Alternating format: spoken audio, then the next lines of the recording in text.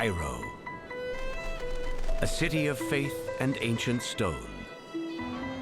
And at its heart, a museum filled with secrets dark and strange. Tales of golden treasures, shadowy crypts, unexplained murder, and the quest for eternal life. Secrets hidden in plain sight inside the Egyptian Museum.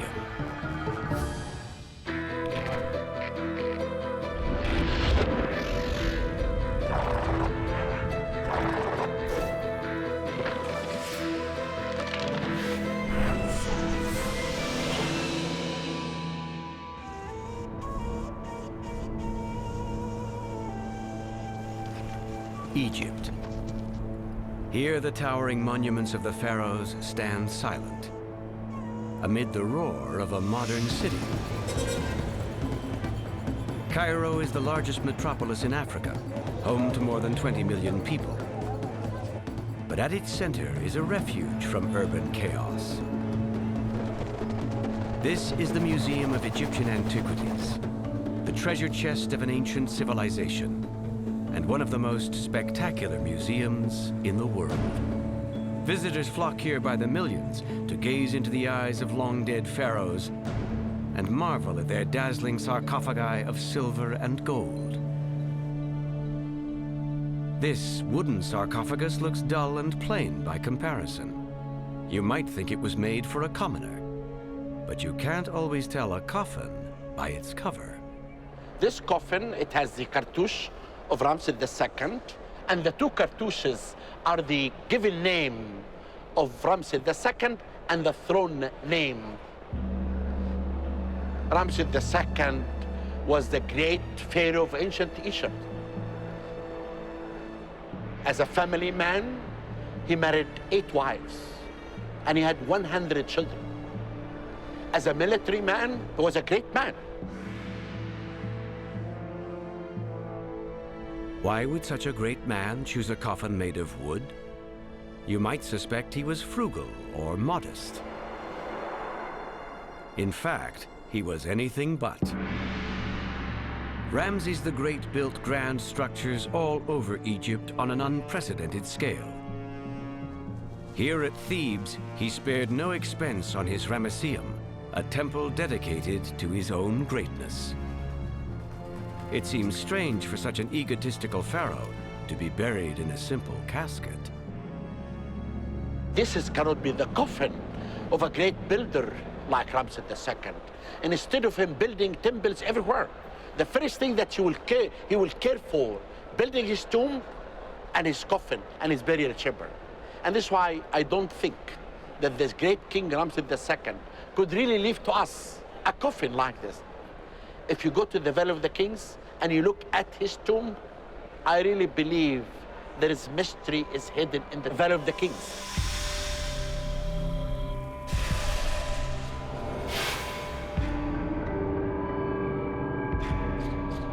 In this sun-baked valley, 650 kilometers south of the Egyptian Museum, we hope to uncover the mystery with the help of Egyptologist Nigel Strudwick. The Valley of the Kings is probably the most famous archaeological site in the world. It's probably, after the Great Pyramid and the Cairo Museum, the most visited destination in the whole of Egypt because it has this magic, this wonderful atmosphere. If you could imagine, you could see an X-ray of the whole Valley of the Kings. It was honeycombed with passages and chambers everywhere.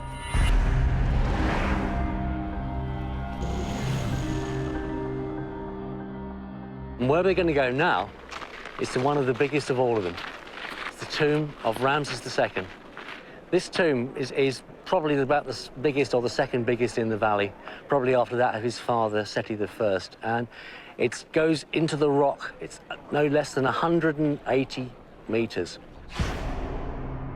Historians believe that after Ramses' death, his mummy was placed in this underground chamber, surrounded by a treasure of gold and precious objects. But when European archaeologists entered the tomb in 1817, it was empty. So we've got now to think about why was he not found in it? Some people say, was the tomb damaged by flooding? So it's possible that the tomb was flooded and they may have had to move the king out of it, but I somehow or other don't believe it. I'm sure that in the New Kingdom, they made some sort of precaution to try and prevent these floods. So what other possibilities we've got? A really good possibility is tomb robbery. Not long after Ramses' death, thieves plundered the tombs of several lesser pharaohs, stealing treasure and desecrating crypts. Many historians believe that the high priests of Thebes responded by evacuating all royal mummies from the valley, including Ramses the Great. To thwart tomb raiders, they were moved to a secret location. The final resting place of the royal mummies would remain a mystery for 3,000 years. In the mid-19th century, some archaeologists began to suspect the mummies might be hidden here, not far from the Valley of the Kings, in the cliffs surrounding Deir el-Bahari. There's no water. We're about 70 meters or so above the ground level here. It's hot, it's June. I was guessing we're in sort of 50 degrees centigrade, something like that. And, you know, it's only sort of, you know, mad people and archaeologists who like wandering around up here. There is a lot of evidence that the ancient Theban priests were coming up here looking for places to bury people, to make hidden tombs where they could hide various important burials for eternity. Deir el-Bahari continued to guard its secret until one day a local herder watched one of his goats disappear into a hole in the ground. He followed it down a vertical shaft to discover much more than a wounded animal. Word of an amazing find reached German Egyptologist Emil Bruch. Nigel intends to retrace his journey. It's an absolute sort of sheer funnel of rock going down at the bottom, and this shaft is something about 15 meters, 50 plus feet deep. Mashi, shukran.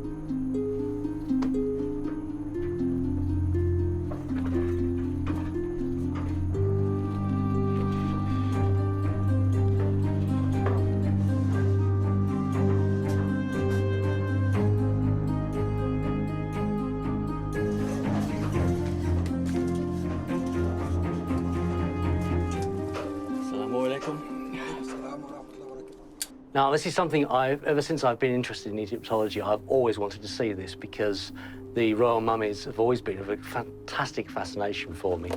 I never forget the first time I found out about them. To get to see where they came from is just, for me, amazing. At the bottom of the shaft is an obstacle, but not an ancient one. This wall was built recently to thwart 21st century tomb robbers. We are now only steps away from the find that rocked the world of Egyptology. Now, at this point, Bruch and Kamal had already been in that entrance corridor there. They'd already found a load of coffins lying there, various other bits and pieces. They turned this corner to where I am now. And then, as far as they could see, down this corridor, there would have been more and more mummies.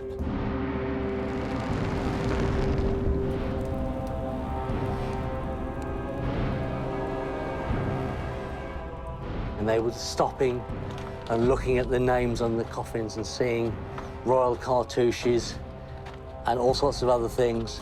Yeah, they turned out to be the bodies of the great pharaohs of Egypt. The discovery of what became known as the royal cache was an international sensation. It marked the first time Egyptologists had discovered a royal mummy. And here, incredibly, were 50 kings and queens.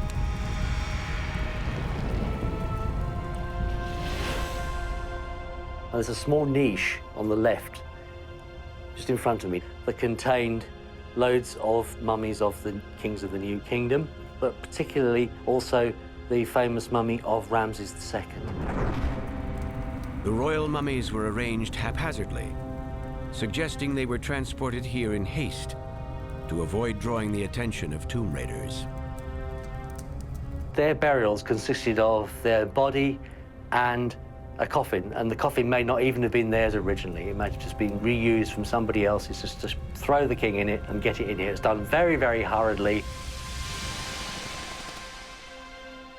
There is evidence that Ramses' coffin went on more than one hurried journey. These inscriptions list several locations with a final entry for the high place.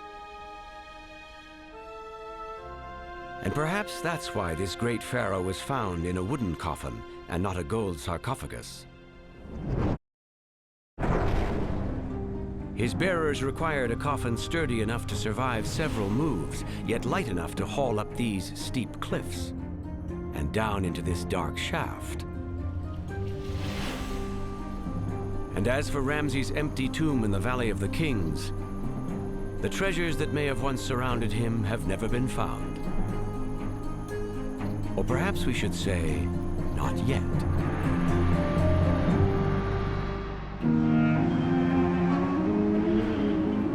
At Cairo's Egyptian Museum, the secrets of the pharaohs are etched in stone.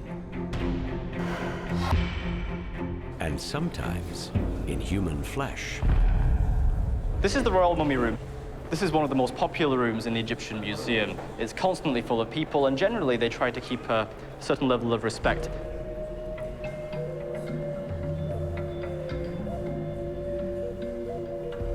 One of the great things about Egyptology that you can walk into a room like this, having read the great exploits, read the history books, and actually see the faces of these pharaohs.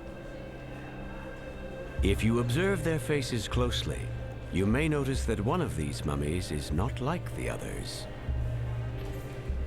So many of these great pharaohs that we can look at today are great warriors, but none of them at all show any signs of scratches and cuts that could be attributed to war wounds.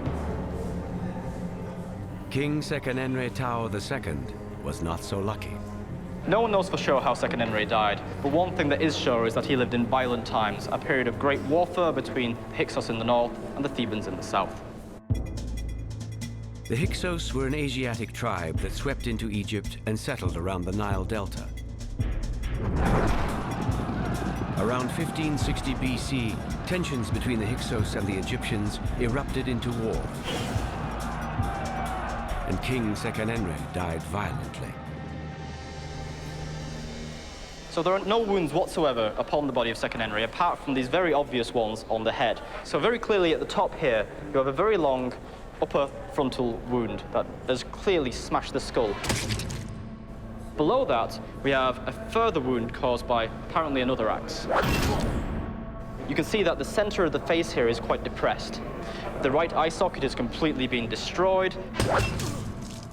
And this appears to have been inflicted by either a mace or perhaps the handle of one of the axes that performed one of the other wounds to the head. We know this king was brutally killed, but the unresolved question is how? With the help of combat expert Rob Mason and some exact replicas of Hyksos weaponry, Gary Shaw will explore 3 possible scenarios. Theory number 1. Senakhtenre died a warrior's death, fighting bravely on the battlefield with his troops. So in this theory, Senakhtenre was standing on a chariot, and the first blow came to the left-hand side of his face.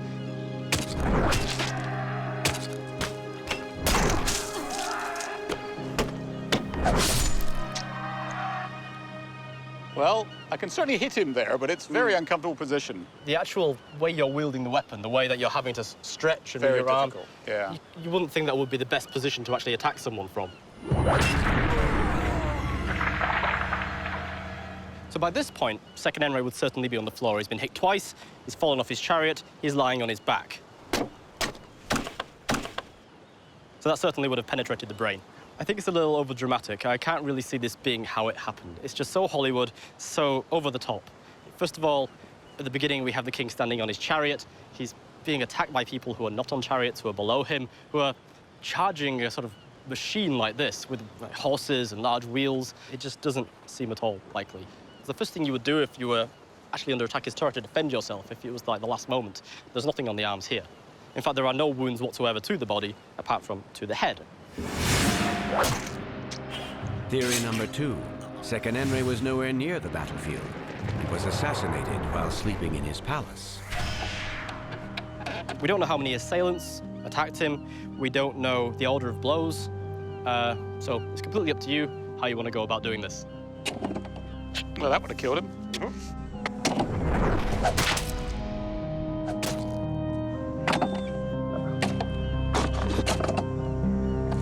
Well, I'd have to say he's thoroughly dead again.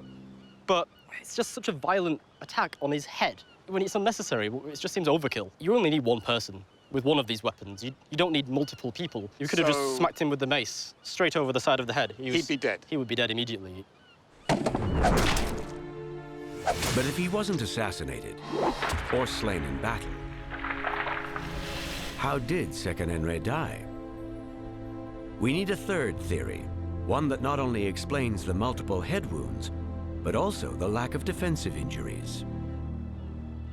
So our third hypothesis is yours. That's right. We've created a scenario in which the king was captured. And so there's going to be a spectacle. The Hyksos commander is going to show his dominance and power over the Egyptians. He's going to do this, first of all, in my opinion, with the blow above the right eye here. That's great. This wound really does match what we see on the body of Sekhtenre. It's really quite perfect. We can imagine that this probably didn't kill him, but it certainly would have knocked him back. The Hyksos king certainly hadn't finished his work yet. He was going to dispatch him to the afterlife in front of his troops. Okay, that's great. So again, these two wounds now match up with the mummy really well. They're actually quite perfect. These are the two wounds that were certainly inflicted by this type of Asiatic weapon that the Hyksos king might have used. This is the point where I see him making a coup de grace, the blunt blow to the right side of the face that destroyed the right eye and the nose. Yet again, you've done a fantastic job. I'd have to say it's a very effective use of the butt of a weapon like this, so that is perfectly plausible to just smack him in the face with it. And you can see it's very consistent with the mummy. The right eye socket has been completely demolished, the nose is damaged, just as we see on the actual body of Sekhtenre. Absolutely. Defeated in battle, forced onto his knees, and brutally executed. The best evidence suggests that's what happened. And the facial wounds tell us something else. At the moment of death, Sekhtenre did not look away. Perhaps that's why, even though he lost in battle, he became known as Sekhtenre the Brave. His son, perhaps inspired by his example, would one day vanquish the Hyksos forever.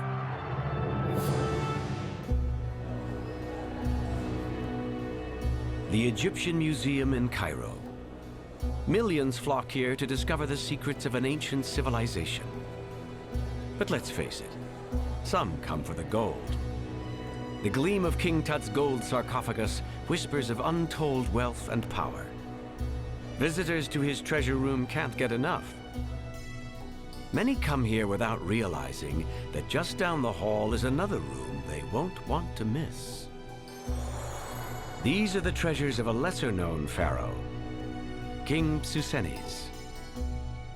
His gold harbors a museum's secret, the secret of how he got it. For while King Tut's empire was rich, Senakhtenre ruled during a period of economic collapse. So, where did his gold come from? We hope to unearth the secret here, amidst the ruins of Tanis, the city where Senakhtenre ruled. And if the name Tanis rings a bell, there's a reason for that. Tanis briefly entered the popular imagination in 1981 as the place where Indiana Jones fights the Nazis in Raiders of the Lost Ark. Nazis have discovered Tanis. Just what does that mean to you, Tanis? Well, the city of Tanis is one of the possible resting places of the Lost Ark. The Lost Ark. As it turns out, Indiana had it wrong. No real Egyptologist believes the Ark of the Covenant is here. And Tanis was not discovered by the Germans, but by French archaeologists who've been digging here since the 1860s. Dr. Philippe Brissot has been team leader of the French dig at Tanis for over 30 years. He's hoping to make a discovery to rival that of his predecessor. Dr. Pierre Montet. Montet a développé sa fouille vers le nord et s'est aperçu que le grand bâtiment qui était là avait l'air intact. Et là, il a constaté qu'il était vraiment face à une découverte extraordinaire qui était celle d'une tombe royale intacte à Tanis. When he ventured into the darkness, Montet encountered a web of deceit and misdirection. Donc, quand Montet est entré dans l'antichambre, eh bien, il y avait ici un socle qui servait, fait de blocs de calcaire de remploi, et qui servait de support à trois inhumations en cachette et en catastrophe vraisemblablement. Au milieu, la mieux conservée, celle dont le cercueil se trouve au Caire, l'extraordinaire cercueil. This discovery now resides in the Egyptian Museum, a dazzling coffin of the finest silver. But when Montet opened it, he found the remains of a lesser king. So where was the mummy of Psusenes? Inscriptions identified this chamber as his tomb. But as Montet would soon discover, there was another secret chamber. Et il y avait une très très légère fente et on pouvait se rendre compte de ce qu'il y avait derrière. Et ce qu'il y avait derrière semblait extraordinaire.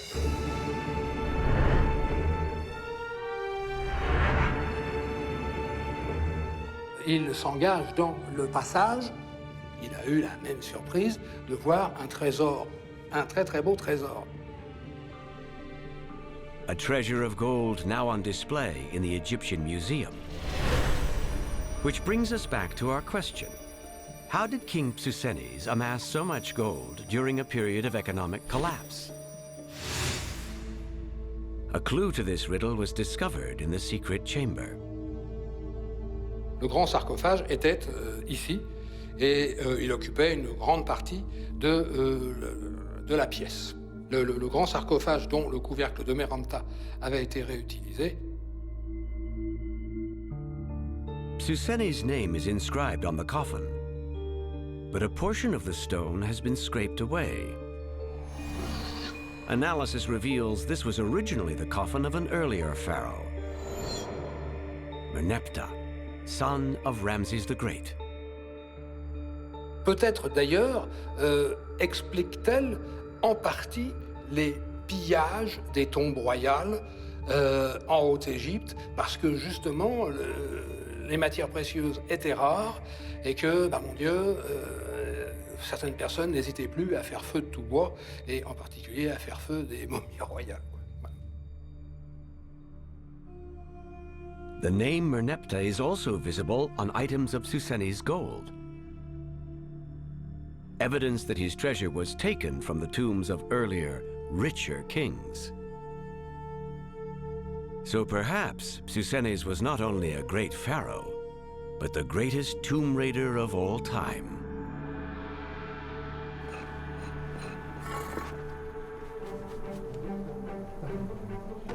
Today, Brissot continues to dig in the ruins of Tanis, patiently sifting through the sands of time.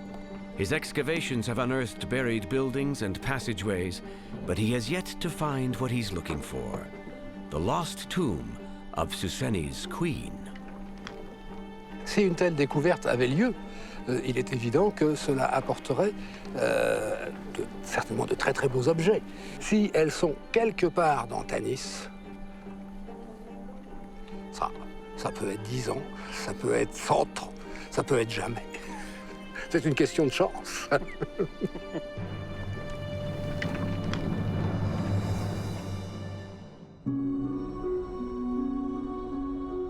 In the Egyptian Museum, every mummy has a story to tell. And when a coffin is opened and wrappings are unwound, we marvel at the Egyptians' astounding ability to preserve human remains. But not all mummies began their existence as human beings. In fact, millions of animals, birds, dogs, baboons, and falcons were mummified in ancient Egypt. Animal mummies were very common in ancient Egypt, and they progressively over time became increasingly more common. It probably started out quite gently with pet mummies, because people who loved their pets wanted the pets with them in their afterlife. And so you wind up saying, okay, when I die or after I die, bury my pet with me. And of course, the pet has to be mummified in the same way as the person does. And so we have these pet mummies being made, and they were often made in as fine a way as the human beings, and sometimes even more care and attention was lavished upon them. And what's extraordinary is the amount of fur that is still visible on them, because especially with the dog, with his tail that curls up, it looks as if he's about to open up his eyes and start wagging and barking. So he is really a very lively looking creature, and the quality of mummification is superb. Another kind of animal mummy are food mummies or victual mummies. And these are pieces of food that are generally meat and poultry. And they are wrapped up and put into their own coffinettes and then put into the tomb so you can snack on them whenever you want to. And you can see that we've got ribs here, so barbecued ribs were a specialty of ancient Egypt. And we have poultry here, so you have geese and ducks. And what's really quite nice is they're prepared as if they were ready to be eaten, so they're plucked and they're sort of semi-cooked. They cut off the wing tips and the feet, and then they put the sort of liver and gizzards inside. So if you want gravy in the afterlife, you have everything you need for that. The ancient Egyptians loved their pets, so it isn't surprising that a pharaoh might take a four-legged companion into the afterlife. But pets represent only a small fraction of all mummified animals. Millions of wild creatures were mummified for another, more powerful purpose. The Valley of Saqqara is home to Egypt's oldest pyramids and a colossal underground animal necropolis. Ashraf Muhyiddin of the Supreme Council of Antiquities has been entrusted with the key to the sacred tombs. Over there, you can see the entrance of the temple. It was built in front of the baboons' galleries. But there's a new wall was built over there to protect from robbers. We have to seal the entrance by some seals, and we have to build a wall like this to be hard for robbers to break it to go inside there. So we are going to remove these blocks and to break the seals to go together to see the galleries and to see some skeletons, mummies of baboons.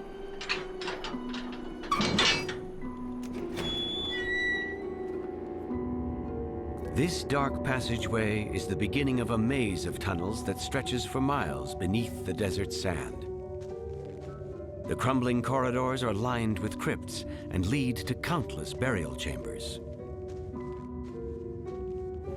We have here a burial of a baboon. Baboon is a sacred animal because he representing the god Jehovah. We have a piece of food here. It was for the coffin. So the mummy was placed in the coffin, and the coffin was placed inside the sarcophagus there. You can see the mummy, it was wrapped with linen, and you can see the bones of the baboon over there. So we found loads of skeletons here, loads of mummies of baboons. Okay, can you believe all these numbers of baboons were in Egypt? Of course not.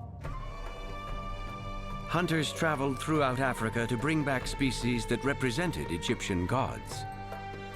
Animal importation and mummification became a big business, with profits going to the priests. Millions of creatures were slaughtered so that pious Egyptians could make sacred offerings to the gods.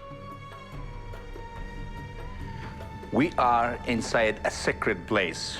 We are inside the Falcon Galleries. We have millions of pottery jars, had loads of mummies of falcons, and each one has a mummy of a falcon like this. The falcon was wrapped with linen, and you see the mummy of a falcon. But you believe it, 6 million of mummified falcons found here in this place. The numbers suggest that animal mummies were not just for the rich. In fact, Egyptians of all social classes purchased animal mummies as offerings, much as today Catholics purchase votive candles. Believers would choose an animal corresponding to their personal god and pay a priest to mummify it, a process thought to give the animal eternal life and thus curry favor with the divine. It was very important for everybody to make a mummy for his god. But I cannot believe we have all these numbers of real falcons, because it's not easy to get a falcon. Sometimes you can see linen and nothing inside there. Just an, empty linen there. He just wrapped it as the shape of a bird or an animal to deceive the people. That's it. In markets everywhere, including here in Egypt, what you are sold is not always what you get. And even when the object is holy and the salesman is a priest, buyer beware. Studying mummies, I found sort of a subcategory of mummy, which is ancient fakes. And we found those by x-rays as well as sometimes by unwrapping mummies. And what happens is there's a bundle that looks absolutely beautiful, or sometimes it's falling apart, but inside, instead of actually containing an animal, it holds either a few feathers or a bit of fur that has been wrapped up and that it looks like the animal it's supposed to be. For example, falcons and raptors of all sorts are relatively rare, while ibises are more common. So instead of having a whole raptor, you'd say, ugh, I can only make one with this. But if I divide it into several and wrap them all up and make them look like real mummies, or even better than real mummies, they will do, because a part can symbolize the whole, or also you can say that they were just being cheap. Making a fake mummy was much faster and easier than making a real mummy, because both human and animal mummies were supposed to take a total of 70 days, whereas a fake mummy would take you half a day or a few hours. So I can show you how a real mummy should have been prepared. Once you have your dead animal, the Egyptians would take a knife and make this incision over here, and then remove the internal organs, and they had various things to help prod that along. And then what you have to do is wash this out, first with water, and then with palm wine. You've swished it around and rinsed it out. You can dry it, or you have to dry it, with these pieces of linen, and make sure you dry it as much as possible. And the outside, you basically bury it in this powdered natron, which defats as well as desiccates. And this whole process is supposed to take 40 days. And once 40 days are over, you take out your animal, brush it off, make sure all the bugs are out, and at that point you bring in the 7 sacred oils. In the last 30 days, you massage the body with them. Now, these 30 days are when you are turning the body into something that really is the mummy, because this time is a transformation between something that is of this earth into something that is divine. Then they would start wrapping it, and you use linen bandages. All sorts of old bandages are used, and then you just wrap the mummy. Well, as you can tell, this process was fairly long and complicated and very expensive, considering all the different exotic items that had to be used. So it's really no wonder that corners were cut and fakes were made. So you could take a piece of stone or just a random bone and wrap it up. Put a large piece of cloth around it. Here you have your fake mummy bundle. And then you can tie it up. And then depending on what it was, you could maybe even put a more elaborate exterior on it, which is in fact quicker to make than a real mummy. And you have got thousands and thousands of quick, easily made mummies. Even in the Egyptian Museum, I have x-rayed all the mummies there, and we have a substantial percentage of fake mummies.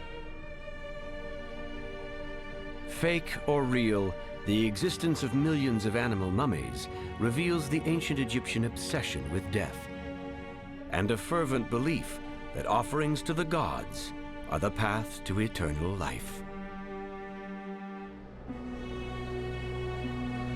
The Egyptian Museum harbors many secrets of the pharaohs, but one secret is too big to be confined within these walls. It is the secret of the pyramids. Monuments constructed with the sweat and toil of ancient Egyptians. And in our time, restored by their descendants. The great pharaohs chose these structures as tombs for their mummified remains. The question is, why? To uncover this secret, we must start at the beginning of everything. The ancient Egyptians believed the world was created out of a massive sea of bubbling water called Nu. Out of this water emerged a hill or pyramid-shaped mound called the Benbenon, which rose out of the ocean to greet the sun god Ra. Pharaohs reenacted this moment of creation whenever they built their own pyramids. But why did they locate their burial chambers inside? We hope to discover a clue here, at the Pyramid of Amenemhat III, with the help of Egyptologist Ramadan Hussein. His pyramid in antiquities used to be called Amenemhat is Mighty, but the fact is we know it in Egyptology right now as the Black Pyramid, and this name came from the fact that the core of the pyramid was made entirely of mud brick. Amenemhat made the mistake of building with mud, too close to an underground spring. When seepage caused his pyramid to tilt, something important fell from the top into the sand below. The pyramid's capstone, one of the rarest artifacts in the world, is now on display in the Egyptian Museum. What we have here is what we call a pyramidion. A pyramidion simply means a small pyramid. In ancient Egyptian, it's called a benbenet. And this is pretty much the capstone that would be put on top of the pyramid at the end of the construction of the royal pyramid.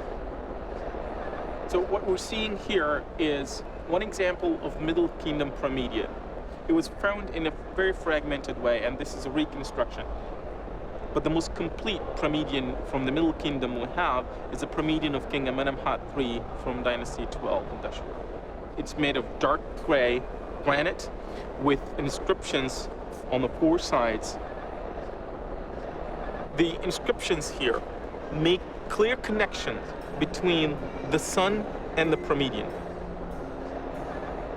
And what it talks about is opening the face. And opening the face is a metaphor of clearing the vision of somebody.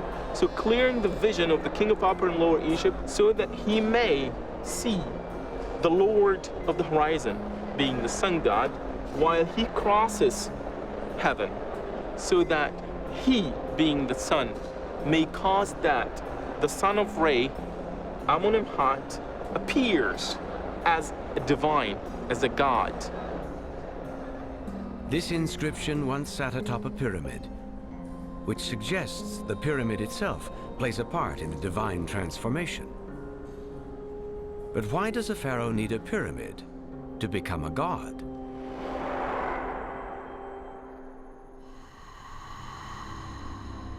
Perhaps this crumbling pyramid can tell us.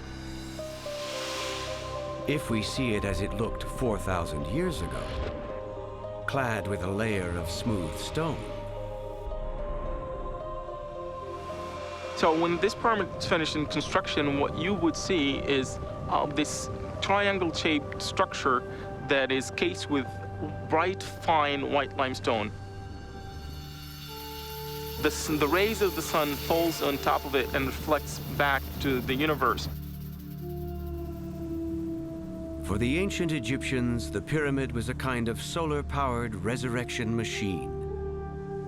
Riding on reflected sunbeams, a pharaoh's spirit would rise straight up into the celestial realm to take his place as a god among gods. It is the domain of the sun god himself. The people believe that their king lives there as a sun god. So what you're seeing here is a mutual relationship between the people and their king. They're participating in creating a domain for the next sun god, and in return, this sun god will constantly repeat creation. And what they're gaining here is fertility and continuity for their life.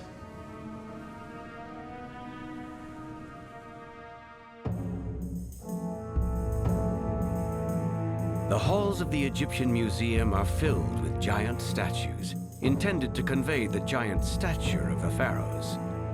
These were men with huge ambitions and egos to match.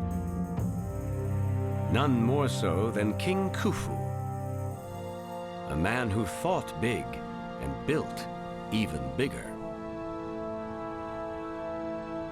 The Great Pyramid of Khufu is the largest pyramid in Egypt. We have all the evidence that Khufu built this pyramid.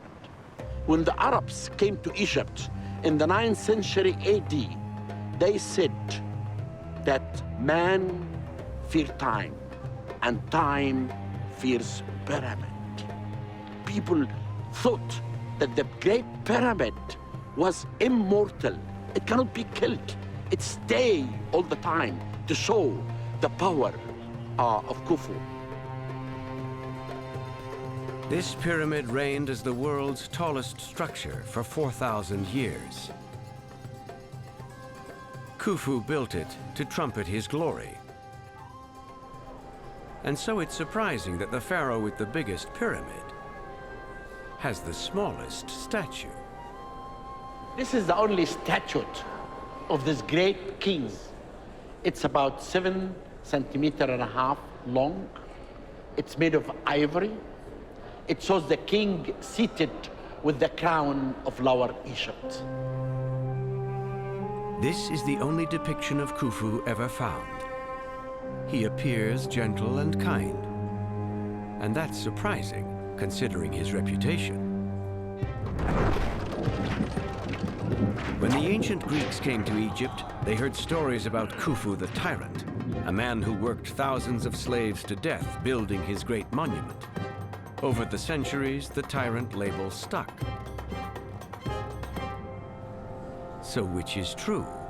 The stories passed down to us, or the impression the statue conveys? The face and the art is not the art of this powerful dynasty 4.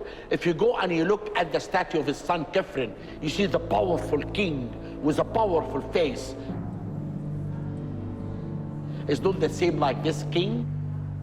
I really believe with this evidence that this statue is actually dated to Dynasty 26, which is 500 BC. If Hawass is right, the statue was carved 2,000 years after the death of Khufu. So while rare and ancient, this tiny relic isn't a reliable depiction. The search for the real Khufu continues. And Hawass thinks he knows where to look. He has spent years searching the interior of Khufu's Great Pyramid for a hidden burial chamber. Hawass believes such a crypt may contain a statue of Khufu, or perhaps even his long-lost mummy. This chamber contains the mystery of the pyramid. This tunnels, this one, and this one could be actually the tunnels of the mystery of Khufu. In 2002, during a live television event broadcast around the globe, Hawass directed his team to send robots into these shafts. Deep inside the pyramid's core, they discovered a concrete block, affixed with 2 copper handles. The door to be discovered in front of my eyes, live, in front of the whole world, was amazing. Hawass has plans to open this mysterious door using a more powerful robot, capable of prying the stone loose to reveal what lies beyond. To discover anything inside the Great Pyramid, it's big. The discovery of what is hidden behind these doors will be big for everyone. The public, because the public are fascinated with the Great Pyramid and Egyptology. It will rewrite another page in the history of Khufu and his pyramid. Who knows what treasures are still waiting to be found within these walls, and what they might reveal about the true nature of Khufu. History's most infamous tyrant, or perhaps Egypt's greatest king.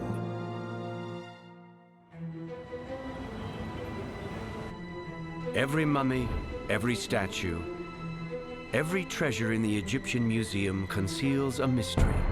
That's what draws people here.